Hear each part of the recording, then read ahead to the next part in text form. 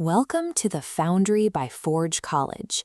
In our last lesson, we focused on project planning, sketching out the map for our journey. But even the most detailed map is useless if we haven't considered the person actually sitting in the passenger seat. Take a look at this architectural sketch. It shows a bridge being built from opposite sides of a canyon, but the two halves miss each other in the middle. You can write the most efficient code in the world, but if your users can't find their way across the screen, they will simply turn around and leave. Building software without a deep understanding of your audience is like trying to solve a puzzle with half the pieces missing. You are left guessing in the dark. Technical perfection fails if we haven't figured out exactly what our users are trying to achieve. We have to look at the facts of their experience. This is where we use an empathy map.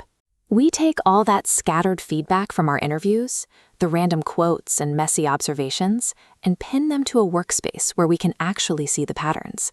To make sense of the noise, we divide the board into 4 specific categories. First is the say quadrant. This is where we put direct quotes. What are people explicitly asking for, or what are they complaining about when they use the app? Next is the think quadrant. This captures their beliefs and assumptions. What are they thinking, even if they don't say it out loud? Then we have do.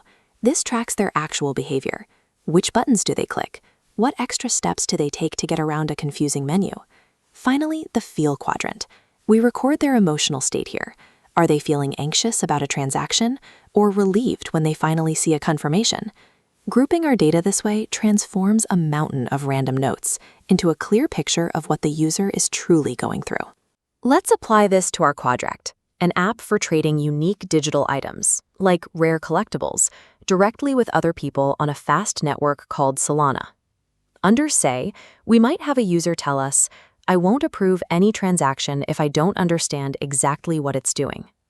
In the Do section, we might observe that same person navigating away the second they can't find the history of who owned that digital item before them.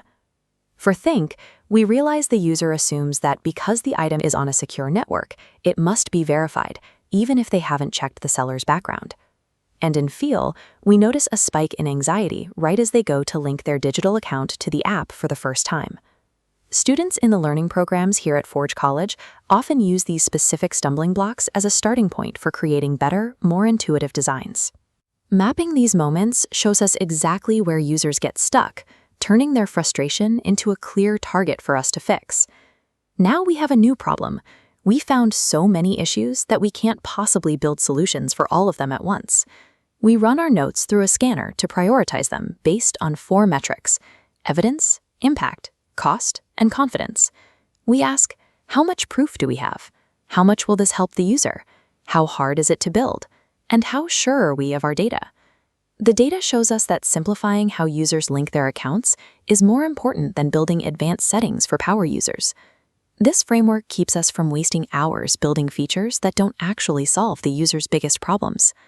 This process gives us traceability. This is the power to defend every design choice you make with actual facts. When someone asks why you built a certain feature, you can point a direct line right back to the user's own words and behaviors. We've used our research to build a blueprint. In the next lesson, we'll take that blueprint and start building testable screens and prototyping workflows. This mapping process converts messy human emotions into a mathematical plan for your team to follow. To learn more about how to design and build for this new era of the internet, visit forge.college. There's a whole community here waiting to help you build what's next.